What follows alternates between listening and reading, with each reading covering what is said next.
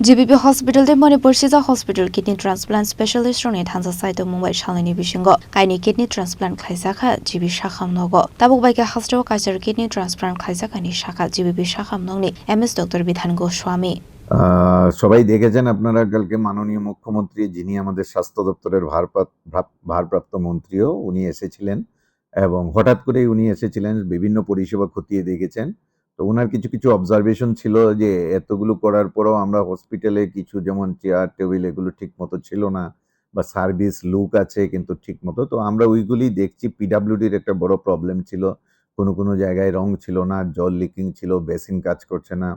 তো এগুলি আমরা আবার কালকে স্যার একবার ভিজিট করে যখন মুখ্যমন্ত্রী মহোদয় দেখিয়ে গেছেন, তারপর আমরা আবার এক্সিকিউটিভ ইঞ্জিনিয়ার পিডাব্লিউডি মেডিকেল ডিভিশনের এবং অন্যান্য এসডিও যারা আছেন ওদেরকে নিয়ে আবার ভিজিট করেছি, সঙ্গে প্রিন্সিপাল, ভাইস প্রিন্সিপাল এবং বিভিন্ন দপ্তরের যারা আমাদের আধিকারিক, deputy medical superintendent, RMO, nursing superintendent, তাছাড়া এইচওডি সবাই ছিলেন আমাদের সাথে। যেখানে সমস্যাগুলি আমরা আইডেন্টিফাই করেছি এগুলি পিডাব্লিউডিকে আমরা বলেছি অতি সত্বর এগুলি ঠিক করে দিতে, এবং ওরাও আমাদের সাথে সহমত পোষণ করেছেন। তো বিভিন্ন কারণে, ওয়েদারের কারণে বা বৃষ্টির জন্য ওরা অনেক সময় কাজ করতে পারছেন না।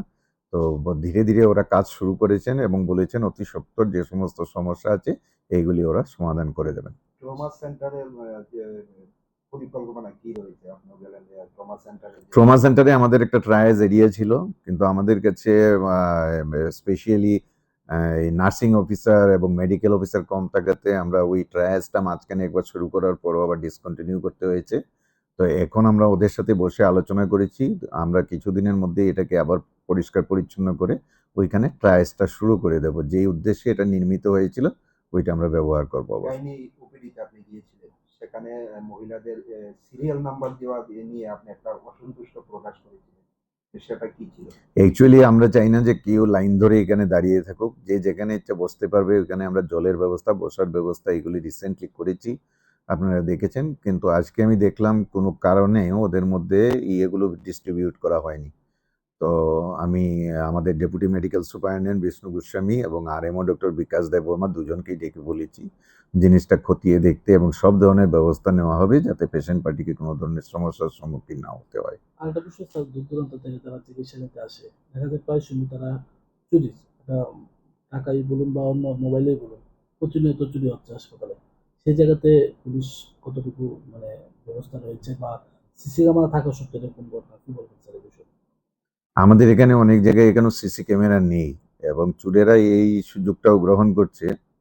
পুলিশের কাছে প্রতিনিয়ত আমরা বলছি এবং ওরাও চেষ্টা করছেন, কিন্তু এই হাজার হাজার লোককে অ্যাকচুয়ালি গার্ড করে রাখো একটা সমস্যা।